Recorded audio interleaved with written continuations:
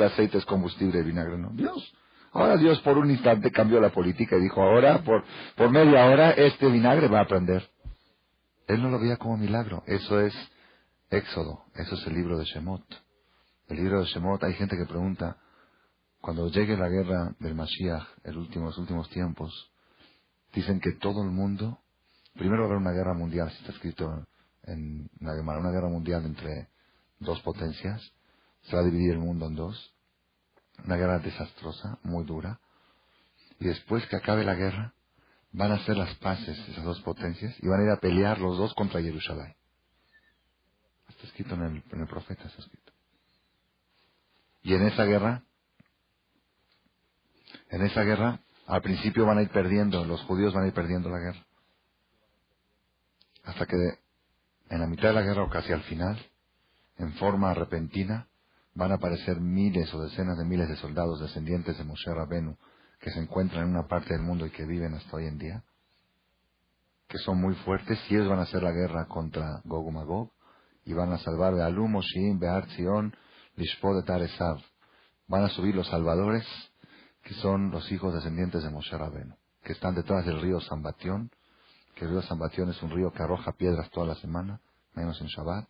Es un lugar que se encuentra aquí en la Tierra, que todavía los satélites no lo han detectado. Quizá hay unas nubes o algo que Dios pone ahí para que no lo puedan detectar. De todos modos, uno dice, bueno, pero si Estados Unidos y Rusia juntos deciden pelear contra Jerusalén, en 3 minutos la hacen ceniza, la hacen polvo. ¿Cómo le va a hacer Dios? Dios es muy grande, pero ¿cómo le va a hacer? ¿Cómo le va a hacer? Eso es una buena pregunta. Uno dice, bueno, yo sé que Dios es grande y todo, pero quiero saber cómo, a ver cómo le va a hacer. Que va a detener los misiles en el aire, que no caigan, o cómo va a ser la cosa. Entonces yo, cuando era chiquito, pensaba, Dios puede hacer que todos los soldados rusos y americanos se paralicen, estén paralíticos. Ya, no se pueden mover. Y ya, a ver, ¿qué pueden hacer? Pero de repente ahora me enteré que hay unas armas, sí, hay unas armas computarizadas. Ya saben que hay computadoras que se les habla y acatan órdenes. Pero hay otras que se ponen, está en el ejército israelí, lo tienen, se ponen como un lente computarizado y ven donde quieren bombardear y deciden, piensan bombardear y sale la bomba, sin hablar siquiera. La decisión saca la bomba. Entonces dije, pues ahí ya se le va a complicar a Dios otra vez. Aunque se paralicen los soldados, pero nada más hacen así y bombardean. Sin hacer así, piensan nada más. Yo pensé, así se me ocurrió, cuando llegaba la esperación de Shemot, que imagínense ustedes que de repente toda la gasolina del mundo se convierte en sangre. Toda la gasolina, los tanques, los aviones, toda la gasolina. ¿Pueden hacer algo? Oye, manda un misil. Aprieta el botón, no sale con gaso. Con sangre no puede ir el misil. Pues agarra el avión. ¿Cuál avión? Con sangre se caen los helicópteros. No hay forma. En un segundo que cambia Hashem, como hizo en Egipto, cambió de agua a sangre, cambia el petróleo por sangre, las facultades del petróleo por facultades de la sangre, y se acabó todo. O hace que la sangre de los americanos haga petróleo. En vez de un ejemplo. Tekitsur, ¿a qué quiero llegar? Tenemos que saber que para nosotros, para los Yehudim, el libro principal de la Torá empieza en Shemot.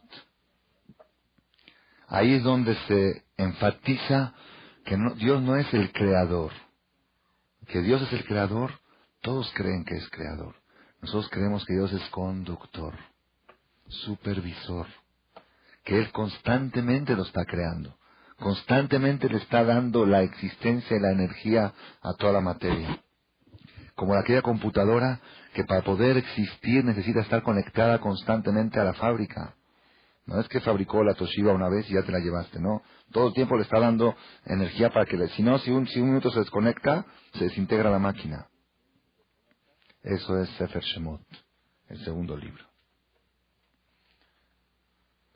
Aquí hay algo un poco raro en el Sefer Shemot, que se me ocurrió analizarlo el año pasado. ¿Cómo se llama el segundo libro de la Torá, según los Goim? Éxodo. ¿Está bien? Porque Éxodo es el éxodo de los judíos que salieron de Egipto. Estuvieron 40 años en el desierto. ¿Cómo le llamamos nosotros? Shemot. ¿Cómo se debería haber llamado? Se debería haber llamado Sefer Yetziat Mitzrayim. Sefer Ajerut, el libro de la libertad. Sefer Ashihrur. ¿Cómo se llama la guerra de la independencia de Israel? Milchemet Ashihrur. Sefer Ashihrur es el libro donde cuenta cómo un pueblo de esclavos, se declaró independiente, declaró su independencia. La independencia del pueblo de Israel no fue hace 40 años, ni hace 50. Fue hace 3.300 y pico de años, cuando salimos de la esclavitud a la libertad y nos declaramos libres. Y fuimos 40 años en el desierto y conquistamos la tierra de Israel. Ahí fue la libertad del pueblo. Sin embargo, ¿cómo se llama el segundo libro de la Biblia? Shemot. Nombres. Es algo raro, porque ya sé, ustedes van a decir se llama Shemot, porque así empieza. ¿Cómo empieza el libro? Ve'ele Shemot Bene Israel, y estos son los nombres de los hijos de Israel que llegaron a Egipto: Reubén, Shimón, Leví, Judá. Si es por eso, pues llámalo el libro Ve'ele. Si quieres llamarlo por la primera palabra, llámalo Ve'ele. ¿Por qué por la segunda palabra? Aquí tiene que tener alguna enseñanza. Un libro tan importante. Fíjense que los goyim, cuando quisieron poner el nombre a este libro, ¿cómo le van a poner nombres? Libro nombres, ¿qué son nombres? El libro tiene que estar representado por su esencia. Bereshit es Génesis, es el gen del mundo, el origen del mundo. Shemot es Éxodo. Vaikra es Levítico, toda la historia de los Levíim. Bamidbar, números, porque puras cuentas como los censos que se hacían en el desierto. Nombres. Shemot, nombres. Ustedes díganle alguno, sí. Estamos estudiando ahora nombres. Entonces, ¿qué es eso? Éxodo. Ok, di Éxodo, no digas nombres. ¿Cómo es posible que agarramos un libro tan importante y esencial en el judaísmo y le ponemos un nombre tan trivial? Decimos nombres y no le sabemos poner el nombre al libro. Rabotai, tenemos que saber, aquí, en el libro de Shemot, está escondido un secreto muy grande, muy grande. Nosotros, Shemot es el éxodo, la esclavitud, el primer exilio que tuvo el pueblo judío en la historia, el primer galut, cuando tuvieron que convivir entre Goim, fue cuando Jacob bajó con toda su familia a Egipto. Y mientras Jacob vivía y las 12 tribus vivían, todavía, como se dice, el pueblo judío se conservaba, no había esclavitud, había mucha tranquilidad, había escuelas, había yeshivot, como cuenta la Torá, que Yosef, que era el rey de Egipto, él mantuvo de la caja del gobierno todas las instituciones educativas de los judíos.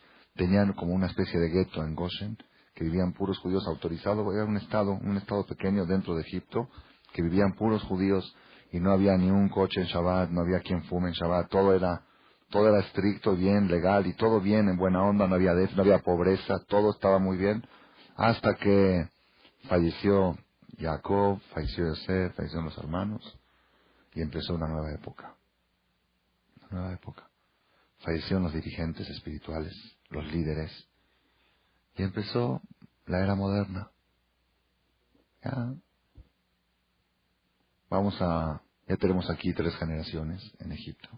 Pues tenemos que ya meternos un poco en la sociedad. Y ahí empezó lo que se llama la esclavitud de Egipto. Cuando los egipcios se cansaron de verlos en los centros comerciales y en los centros nocturnos, como dice la perashá de hoy, Batimale haaretz otam, se llenó la tierra de ellos. Vayakutsu mi pene ben Israel, se hastiaron de los hijos de Israel. Donde iban, judío. Van el dueño de esta tienda a comprar, es un judío. Van, este es judío, el otro es judío. Ya nos aguanta. Ahí empezó el antisemitismo primero de la historia. Ahí empezó la esclavitud. 210 años estuvo el pueblo judío esclavizado en Egipto. Y después de 210 años viene lo que es Yetziat Mitzrayim, la libertad del pueblo de Israel.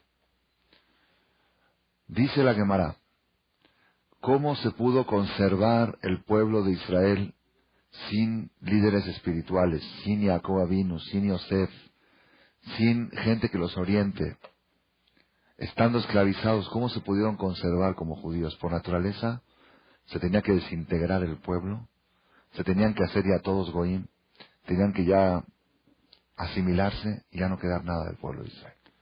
¿Cómo se conservaron? Dice la Gemara, 3 cosas conservaron la integridad del pueblo de Israel en Mitzrayim. ¿Cómo se dice una persona íntegro? Shalem, en hebreo. Shalem es íntegro. ¿Ok? Shalom, paz, viene de la raíz Shalem. La integridad provoca paz. La persona que está desintegrada interiormente, eso provoca que haya pleitos. Cuanto más íntegro es la persona, menos pleitos tiene. Cuando uno vive con integridad consigo mismo, su cuerpo y su alma, eso le facilita la convivencia con la sociedad. Shalem. Shalem quiere decir íntegro. ¿Cómo pudo conservarse el pueblo judío con integridad a pesar de todas las persecuciones, a pesar de toda la esclavitud, a pesar de todas las dificultades que había? Dice la Gemara, Melamed Sheayu Israel Metzuyanim Sham. Israel en Egipto, a pesar de estar tan aplastados y tan sufridos, ellos trataban de conservar su identidad. ¿Cómo? Ellos trataban de, cuando van por la calle, se distingan que son judíos. No como aquellos que dicen que la forma de evitar el antisemitismo, ¿cuál es? Vístete como él, condúcete como él, y ya es igual que ya no te va a odiar. La experiencia, la historia demuestra que te odia más. Cuando te ve en los mismos lugares donde va él, en la misma peluquería donde está él, y que usa la misma ropa que usa él, te odia más. Cuando te ve vestido raro, si estos son raros, ya déjalos, son raros, ya. Ahí están los judíos, son raros. Pero cuando ven que tú quieres asemejarte a él, dice, no nada más que estos vinieron y agarraron el comercio, agarraron todo encima se quieren adueñar del país, encima se quieren hacer pasar por mexicanos todavía. Tú no eres mexicano, tú eres judío. Si tú no demuestras que eres judío, el goy te lo va a demostrar. La experiencia lo demuestra. Cuando el judío camina por la calle como judío, el goy o lo respeta o se burla de él y se terminó. Ahí terminó. Como que dice, como se consuela, dice, son locos. Ya, mira cómo se viste, por ejemplo. O dice, mira, son gente de otra época, son gente de otra cultura. Pero cuando ve de que el judío no nada más tiene éxito en todo lo que hace económicamente, sino también se viste como él y va como él, y cuando llega a la discoteca hay una cola de 20, 30 personas, va a un restaurante, y él va y se mete primero y da una mordida y se mete primero en la mesa, porque lo tiene comprado al encargado del restaurante. Eso es antisemitismo. Eso provoca antisemitismo. Otras cosas que hemos escuchado hace poco que no queremos mencionar. El éxodo, ¿no? ¿Hay éxodo? ¿No? Éxodo. El crucero éxodo. Por eso nos llamamos al libro de Shemot Éxodo nosotros. No queremos avergonzar al Sefer Shemot. Rabotai, dice la Gemara, ¿cómo hizo el pueblo de Israel para conservarse con integridad y no desmoronarse en Egipto? ¿Cómo hizo el pueblo de Israel para conservarse Shalem completo? La palabra Shalem representa 3 cosas. Shin, Lamed, Mem, Shalem. Shin es Shemot, Lamed es Lashon y Mem es Malbush. Dice, 3 cosas el pueblo judío conservó en Egipto, a pesar que está escrito que eran idólatras. Los judíos en Egipto llegaron a tomar ideas de idolatría, muñecos y figuras. Estaban conviviendo con los goyim.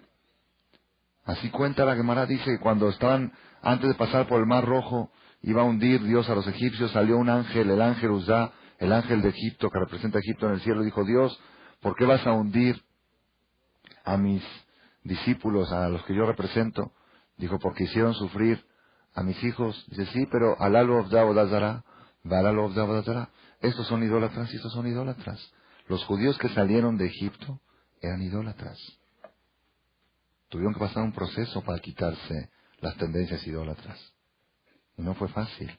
Ahí está que 40 días después de entregar la Torá, hicieron ídolo. Entonces, ¿cómo se conservó el pueblo judío? Dice la Gemara 3 cosas.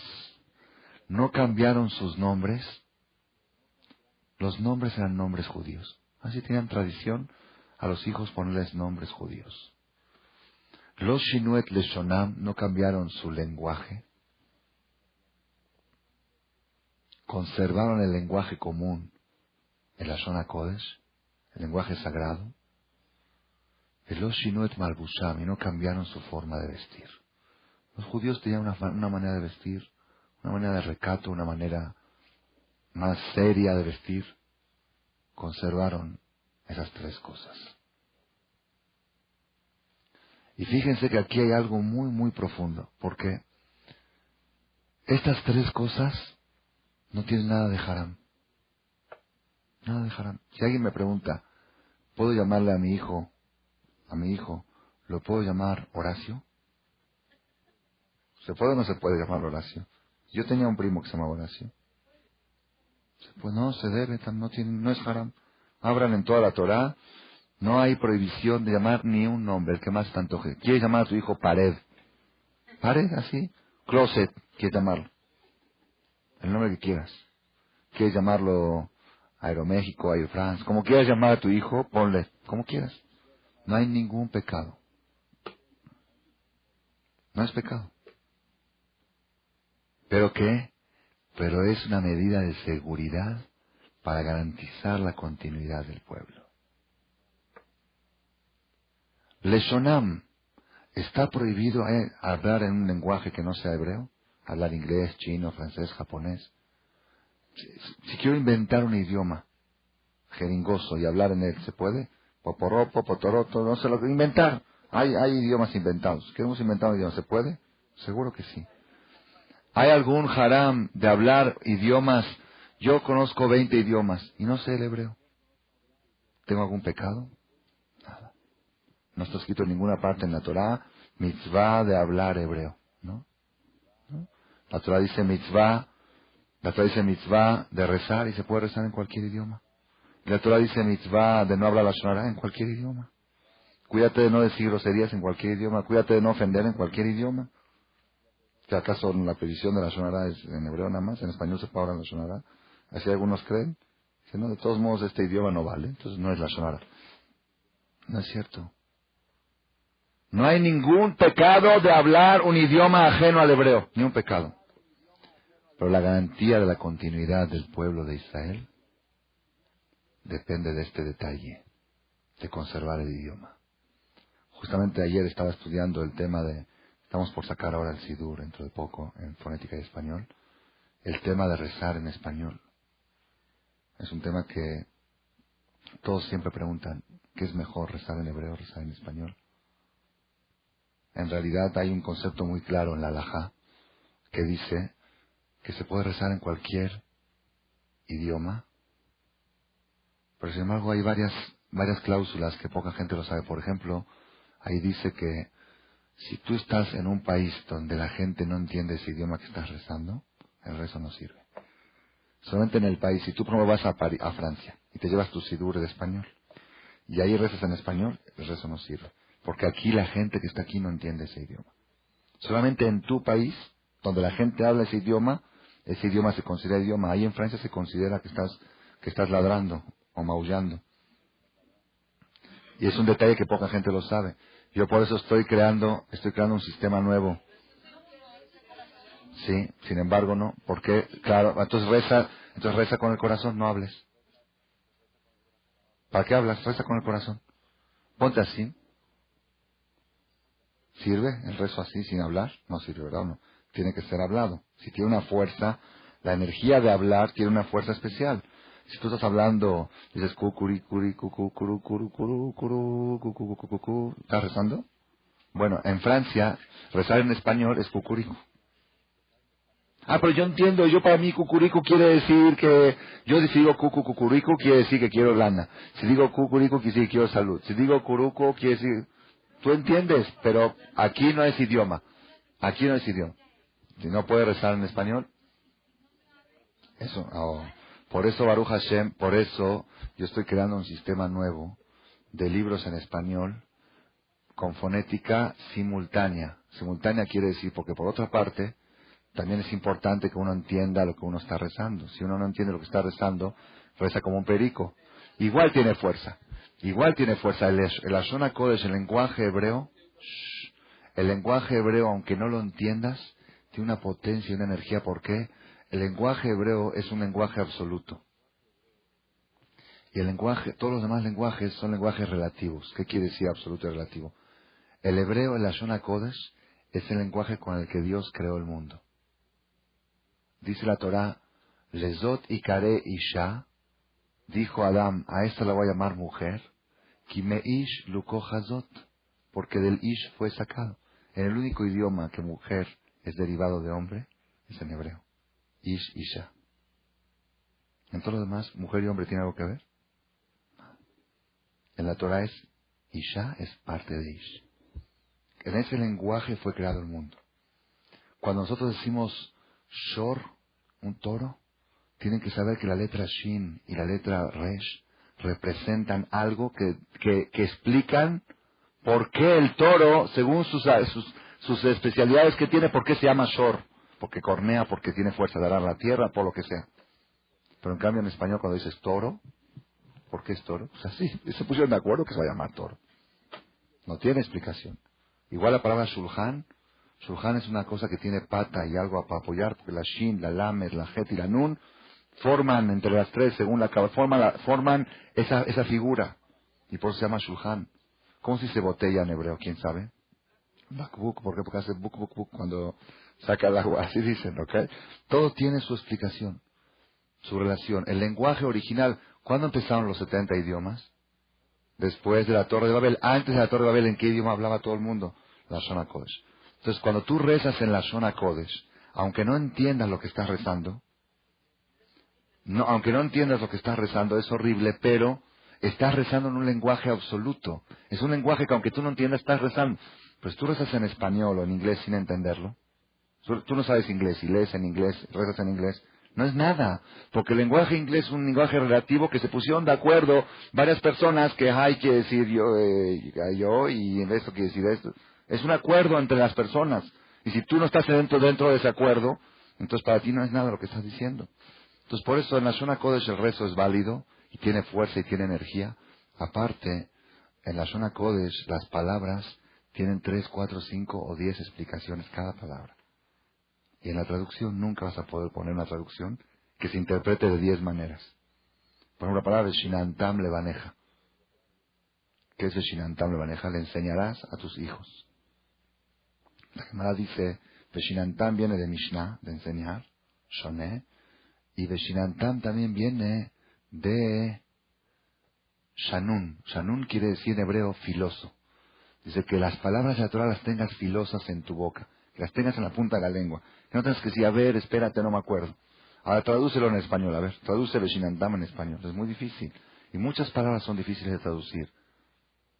Muchas palabras, por ejemplo, ¿qué es Shema Israel Hashem, lo que no que es Hashem? Amonai, que es Adonakol, dueño de todo. Allá, Ove, y fue, es y será. Eso representa a la palabra Amonai. A ver, tradúcemela en español, Dios. Por eso es difícil, por eso tiene más fuerza rezar en la Shona Kodesh, pero como dijo acá, es horrible rezar sin entender. Entonces, ¿qué solución dan? Hubo unas personas que dieron solución, sacaron libros con traducción en español, pero esas traducciones no sirven mucho. ¿Por qué? Porque o rezas en español o rezas en hebreo. Entonces, ¿qué hay que hacer? Tienes que leer primero toda la traducción, de todo el párrafo, y luego volverla a leer en hebreo y acordarte la traducción que leíste. En cambio, el sistema nuevo que estamos haciendo es cada renglón y renglón, cada palabra y palabra, vas leyéndola en su fonética correcta y abajo tiene su traducción, cada palabra. Y eso ayuda a que vayas leyendo palabra por palabra, entendiendo. Entonces empecé a estudiar el tema este de rezar en español. Dice el Mishnah Berurah que todo eso que se autoriza a rezar en cualquier idioma, hay varias cláusulas, pero una de las cláusulas más importantes es que la persona rece en forma ocasional. En forma ocasional, de repente se le antojó ahora rezar en español para sentir más lo que está diciendo. Pero hacerlo como rezo fijo, y que en el Knis recen así, y que el Hazán rece así, que todo sea así, Barminan, de ninguna manera. Eso de ninguna manera. ¿Por qué? Porque dice el Mishnah Berurah, aparte que los reformistas, esto, como todos sabemos, dice los reformistas que empezaron los primeros, lo primero que hicieron, el primer cambio que hicieron es que en el templo se reza en alemán. Eran alemanes los reformistas primeros, judíos de Alemania. Dice, Averá, Goreret Averá, un pecado jala a otro, y quitaron del rezo de la tefilá, Tishkon Beton Jerusalén, lo quitaron, Boné Jerusalén. Decían que Berlín es Jerusalén. Ya no hay que decir Tishkon. 2 tefilot que se rezan por el Mashiach, las quitaron de la tefilá. Y así fueron reduciendo, y luego fueron quitando alajot, y quitando, y metiendo mujeres de Hazán, y toda la historia que estoy subiendo al Sefer. Como una señora llegó con el Rabades una vez, y le digo, una señora de Estados Unidos, o sea, antes de ir a Israel me dieron shishi. Sí, es la mejor al día de Shabbat, la que sube Nani. Ella es una mujer importante en su knis, le dieron que suba shishi. La sexta al día que sube. Bekitsur, dice el Mishnah Berurah, así dice, todo el pueblo judío se conservó en Egipto por cuidar el lenguaje. Nosotros, si no podemos cuidar el lenguaje en la casa, en el diálogo con nuestros hijos, por lo menos cuidarlo en el templo. Por lo menos cuidarlo en nuestros rezos, que por lo menos sepamos que nos distinguimos hablando el hebreo en el rezo. Entonces por eso dice que todo lo que se permite rezar en cualquier idioma es en forma ocasional, eventual. En forma eventual uno quiere ahora emocionarse algo, lo va a leer en español. Pero en forma fija, establecerlo como una norma fija, no es correcto. Así trae el Mishnah Berurah. Rabotai, 3 cosas. Vamos a hablar ahora de la ropa, la vestimenta. La vestimenta. Si yo me quiero vestir ahora, la moda. ¿Cuál es la moda? Por ejemplo, la moda es maxi falda, hasta abajo de todo, con un tajo así pequeño abajo, así que se abre y se ve muy bonito. Pero se abre abajo de la rodilla, no llega hasta arriba de la rodilla. ¿Se puede o no se puede? Seguro que se puede. Si está cubierto hasta abajo de la rodilla, no hay ningún problema. Y la moda es vestirse unos chales así, como ponchos, como de los indios del tiempo de antes, que te cubren todo hasta acá, hasta las manos también te la cubren. Hasta los dedos también. Más allí que eso no hay. Así es la moda. ¿Se puede vestir eso o no se puede vestir eso? Seguro que sí. Según la ley, no hay ninguna parte en la Torah que diga no te vistas según la moda. No dice. No es haram. Nada más vístete con recato, con tzniut. Cúbrete acá, cúbrete allá, hasta acá la mujer, abajo del codo, acá que no se te vea partes del pecho, atrás la espalda, abajo la rodilla, y ya, con eso ya está. Y ahí en adelante, vístete con la moda. Sin embargo, los judíos, los shinuet malbusham, no cambiaron su forma de vestir. Aún queda kosher, pero era ropa egipcia. Así visten los egipcios, los judíos vestimos distinto. Por eso, cuando veían un judío por la calle, luego lo distinguían. ¿Por qué? Lo veían vestido como judío. De repente el otro le decía, Jacob, ya sabían que es judío, le está diciendo su nombre hebreo. Y veían que se hablaban entre ellos en la Shona Kodesh. Ayu Israel Metzuyanim Sham. Estaban marcados. Son los judíos. Esas 3 cosas es algo impresionante. Si no fuera porque la Gemara lo escribe, nadie se pudiera atrever a decir lo que está diciendo la Gemara. ¿Qué está diciendo? 3 cosas que no son haram conservaron al pueblo judío como judíos en Egipto y garantizaron la salida de Mitzrayim. Si el pueblo de Israel hubieran descuidado estas 3 cosas, hubieran usado nombres egipcios, ropa egipcia y lenguaje egipcio, cuando Dios quisiera salvarlos, ya no habría a quién salvar. ¿Sí? Dios prometió que va a sacar a los judíos, pero ya no hay judíos. Un jajam le dijo a Dios hace como 200 años, Dios, Manda al Mashiach para salvar a tus hijos antes que no quede a quien salvar. Dios prometió salvar a los judíos, pues si no hay, ¿qué hace? Ni modo, no hay. Eso es algo muy, muy esencial, Rabotay, y quiero que sepamos y que lo grabemos en nuestra mente. Tenemos que saber que detalles pequeños marcan el futuro del pueblo, marcan la integridad del pueblo. Y hay gente que la gente empieza a abandonar esos detalles pequeños y no se dan cuenta qué tan trascendentales pueden ser. Nada más quiero mencionar otro ejemplo. Tengo una lista de ejemplos, como cosas pequeñas, que uno dice, es fío, ¿qué tiene? ¿Dónde dice que es haram? Tienes razón. Pero cuando veas las consecuencias, conste. No es haram. Mis hijos, por ejemplo, así, yo esto lo aprendí de un señor que me dijo aquí en México, que él también lo acostumbró en su casa. Mis hijos, por ejemplo, no saben su fecha de cumpleaños en español. No saben. Pregunta, ¿cuándo cumples años? Una dice una semana antes de Hanukkah. Otro dice, así eran nuestras abuelitas siempre. Este nació antes de Purim, entonces después de Pesach, nació un mes antes del otro.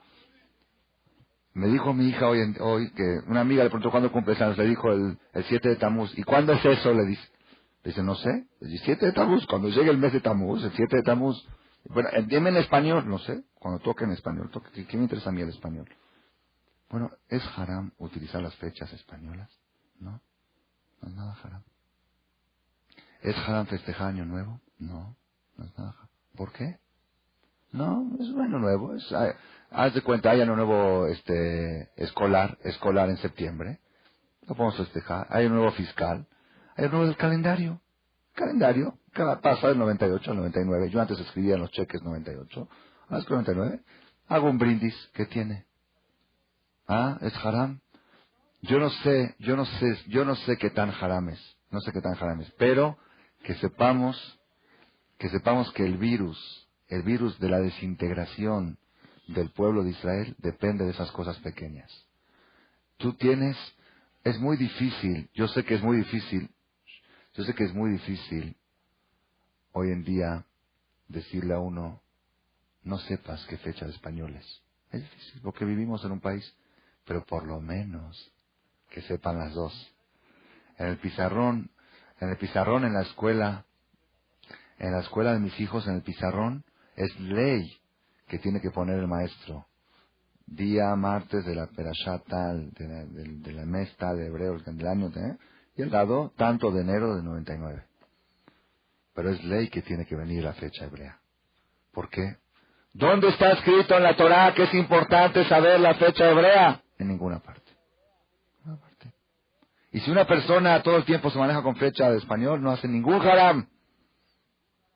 Pero que sepa que el futuro de su descendencia depende de este detalle. De estos detalles pequeños que no son haram. De los nombres, del lenguaje, de la forma de hablar, de la forma de vestir, de esos detalles. Yo les puedo decir, yo conozco gente, Shomer Shabbat, que yo les puedo garantizar si sus hijos van a ser Shomer Shabbat o no. ¿Cómo? Aquellos que en Shabbat visten a sus hijos de traje, saco y corbata, sus nietos van a ser Shomer Shabbat. Y aquellos que los visten de jeans, son Shomer Shabbat, sí Shomer, cuidan, pero no te garantizo de sus nietos. Oye, ¿qué tiene que ver el jeans con el Shomer Shabbat? ¿Qué tiene que ver? Ah, ¿sabes qué tiene que ver? Te voy a decir qué tiene que ver. A la boda de su prima, cuando llevaste a tu hijo, ¿lo llevaste en jeans? ¿Por qué el niño se le antojó ir en jeans a la boda? ¿Qué le dices? ¿Estás loco? ¿Boda en jeans? A la boda lo vestiste de traje, ¿verdad o no? ¿Por qué? Porque es una boda. Cada Shabbat es una boda. Si el niño se educa cada Shabbat, la mejor ropa que tiene, está esperando que llegue el Shabbat para ponérsela.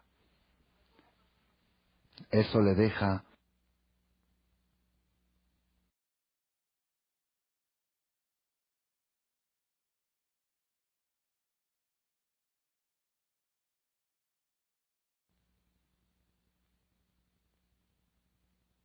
¿Cuál lleva? ¿Qué ropa lleva cuando va a una fiesta? No, una boda importante. De una hermana, de un cuñado, va de traje de smoking, ¿verdad o no? Ah, no va de jeans. Eso es Shabbat. Imagíname, si llega a cambiar la moda y se acostumbra a ir a bodas en jeans, entonces ponle en Shabbat también jeans, pero no creo que sea.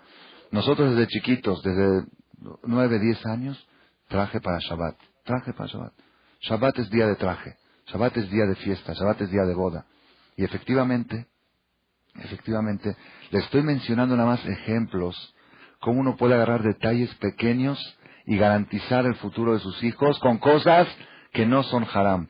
Yo leí en un libro de un rab muy grande hace 600 años, dice, el Yetzer Hará no puede penetrar en el pueblo judío sino por la puerta de lo permitido. Dice, no puede entrar directo a lo prohibido. Él no puede ir y decirle come taref, directamente, no.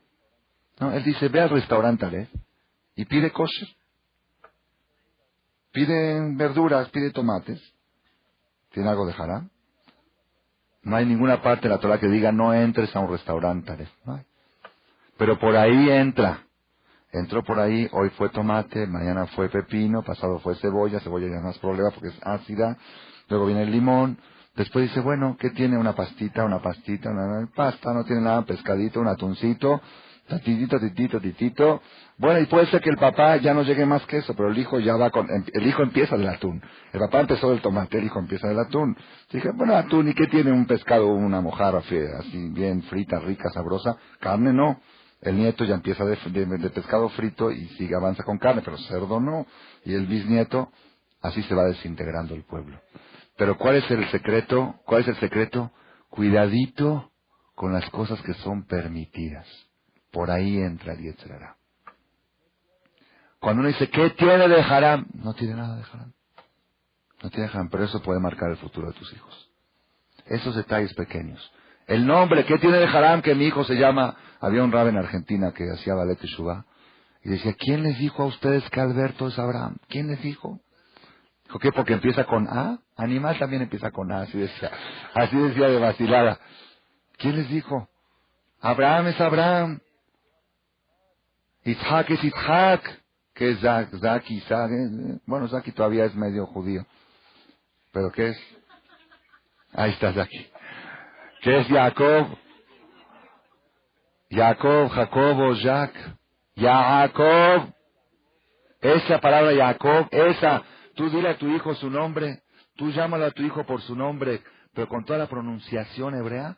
Jaim, dile Jaim, así. De vez en cuando, una vez a la semana, dile así.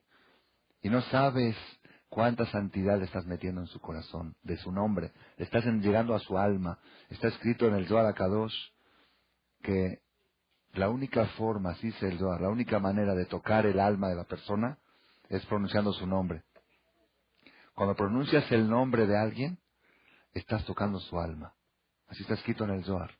Hay un secreto cuando quieres despertar a tu hijo en la mañana. Levántate. Nada. Dile el nombre y se empieza a mover. Porque le tocaste el alma, es como que le moviste el alma. El nombre, la psicología de hoy ya está comprobado. Los libros de psicología dicen que para vender mercancía o para convencer a alguien de algo, pronuncia las más veces posible su nombre. Diles que mira, repítele su nombre y lo vas ablandando. Porque su nombre le toca el alma. Es la parte más profunda de la persona. Por eso digo, no religioso, que un nombre que no es hebreo. Hay solución. Se le pone el nombre de la suegra por cabot, claro que sí. Y se aumenta un nombre hebreo también. Así me aconsejaron los hajamim. ¿Por qué? No por haram. Otra vez, no estamos hablando de haram. No se trata de haram. Dijo, el día de mañana tu hijo va a estar en Israel, o tu hija va a estar en Israel, y va a estar en una escuela hebrea, y van a escuchar su nombre y se van a reír. ¿Por qué? Porque todos se llaman Ruth, Sara, Rachel o Dikla, no sé, nombres así hebreos, y de repente tú... Entonces ponle también un nombre hebreo que el día que lo quiera usar lo pueda usar, pero de vez en cuando lo tienes que llamar con ese nombre.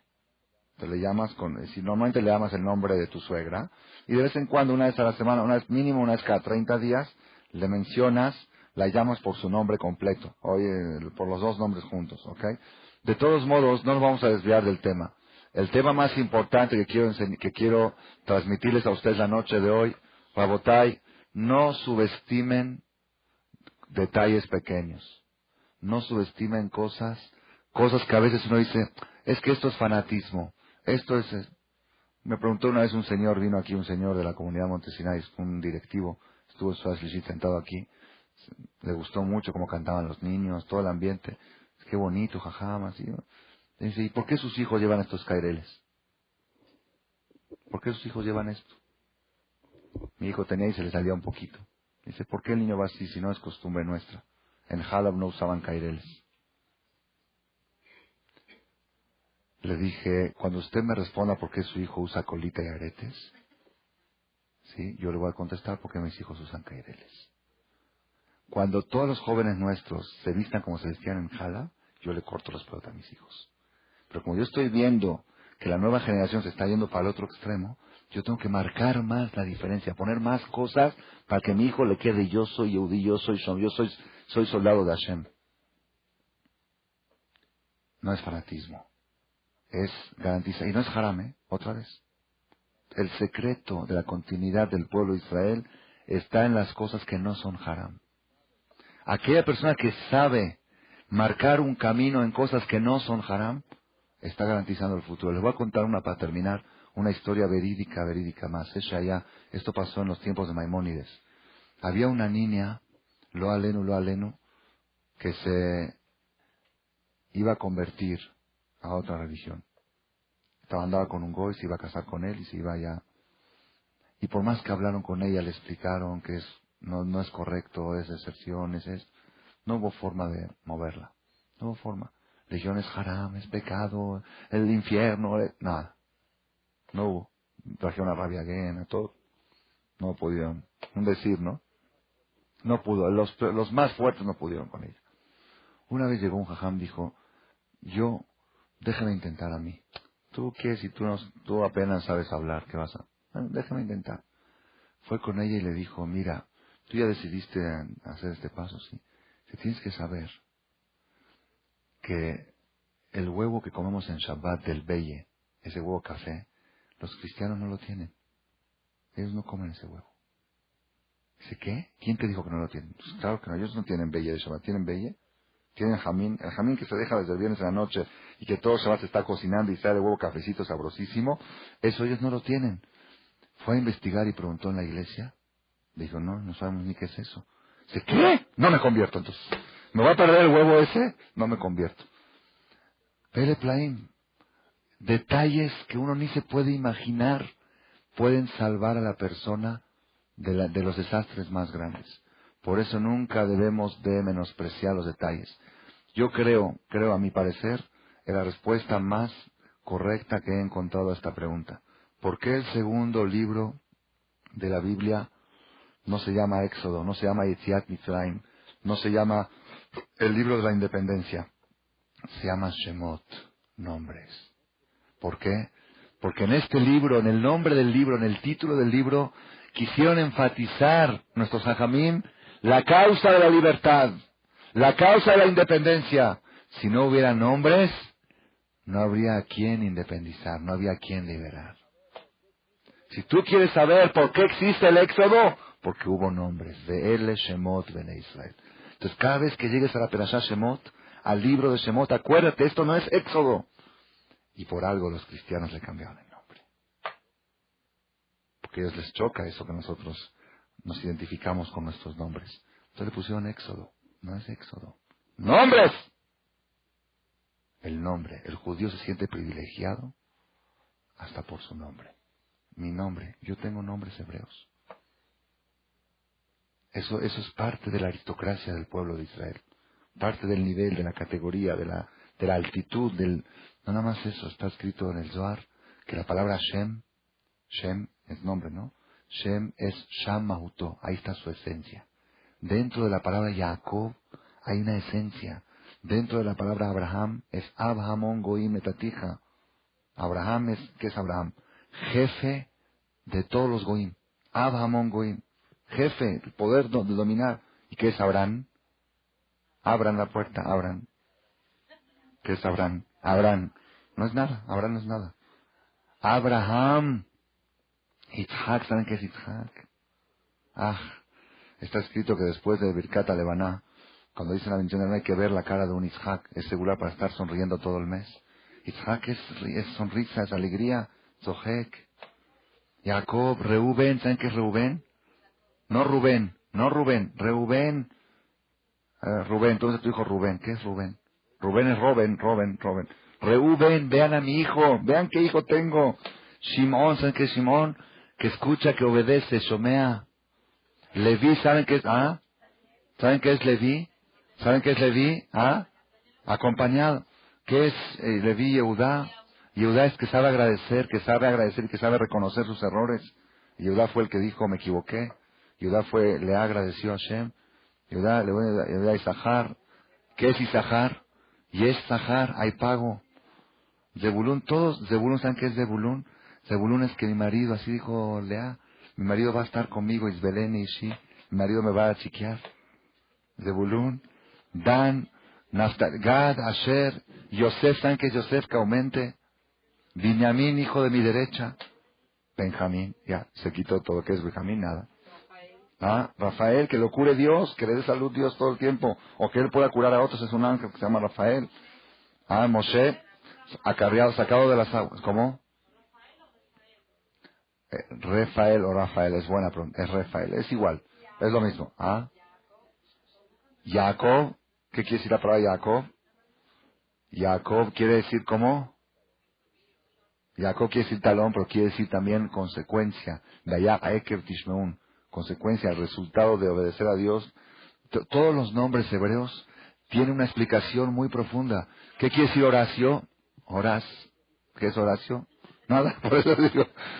No quiere decir nada. No es haram, pero tenemos que saber que aparte de que eso garantiza la continuidad, cuando tú le pones un nombre, está escrito en los libros que hay que tener cuidado de no ponerle a los hijos el nombre de una persona rasha, porque el nombre tiene influencia. Hoy en día en Israel yo conozco niños judíos que les pusieron nombre Nimrod, es un nombre moderno. Nimrod, el que arrojó a Abraham vino al fuego, el que decía que no hay Dios. ¿Quién es Dios? Nimrod. Ya va a haber, yo creo que debe haber Paró también, judíos que hagan Paró. ¿No crees que haya? Nimrod sí que se cae, Paró no he escuchado, pero Nimrod sí se cae. ¿Qué diferencia de Nimrod y Paró, Ferchi? Es bíblico, Nimrod está en la Biblia, sí es bíblico, pero es de un rasha. O Ismael también es un nombre bíblico, pero es de un árabe, de Goim. O Esab, imagínate que te pongan Esab al hijo. ¿Ok? De todos modos, todo esto lo mencionamos nada más para llegar a una conclusión. La conclusión es que cosas pequeñas marcan el futuro de nuestras descendencias. Y no tenemos que menospreciar ni subestimar. Mucha gente, yo conozco gente que se cuidan, Baruch Hashem, en las bases, se cuidan en Shabbat, se cuidan en el kosher, pero en detalles pequeños fallan. Y en esos detalles pequeños, el día de mañana dice, bueno, ¿por qué? Te faltó la protección. Esa es la póliza, esa es la barda que protege el palacio. Si el palacio está sin bardas, entonces entran los rateros y lo destruyen completamente. No subestimar la importancia de las bardas.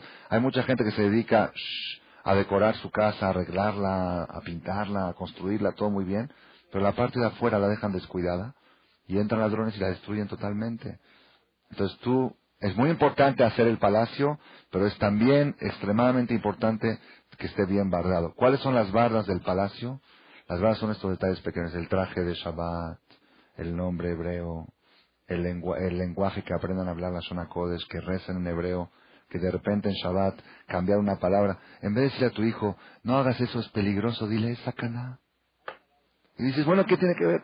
Hay palabras conocidas en el hebreo. Es sakaná, eso es sakaná, no lo hagas. Mi hijo ya de 2 años no sabe hebreo, pero sabe que sakaná quiere decir peligroso.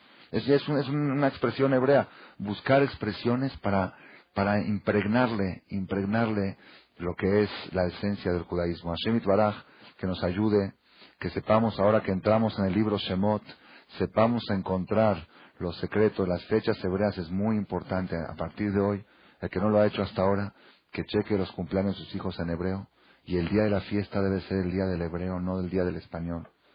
El día del español decirle, según el calendario, pero hoy es tu cumpleaños, y así es. ¿Cuándo se hace bar mitzvah? El día en hebreo, todo va a ser uno. ¿Cuándo tiene que ayunar en Kippur? Si cumple años en español, un día antes de Kippur, cumple 12 años. Y en hebreo cumple un día después de Kippur. No ayuna, no tiene que ayunar. Y si es al revés, todo es ¿Sí? Todo se maneja según el Lashon HaKodesh. Esos tipos de detalles, aquella persona que aprovecha a adoptarlos, se va a dar cuenta con el tiempo, como poco a poco sus hijos se ven más centrados, más identificados, más encariñados con lo que hacen. Ven que es parte de su vida, ven que este soy yo, este es el pueblo de Israel, y todo eso, Bedat Hashem, nos va a dar el zehut de poder ver crecer a nuestros hijos y nietos en el camino de la Torah hasta la llegada de Mashiach. Amén. Gracias por su atención a este shiur del Rav Malech. Les recordamos que pueden visitar la nueva página de shemtov.org en el internet www.shemtov.org.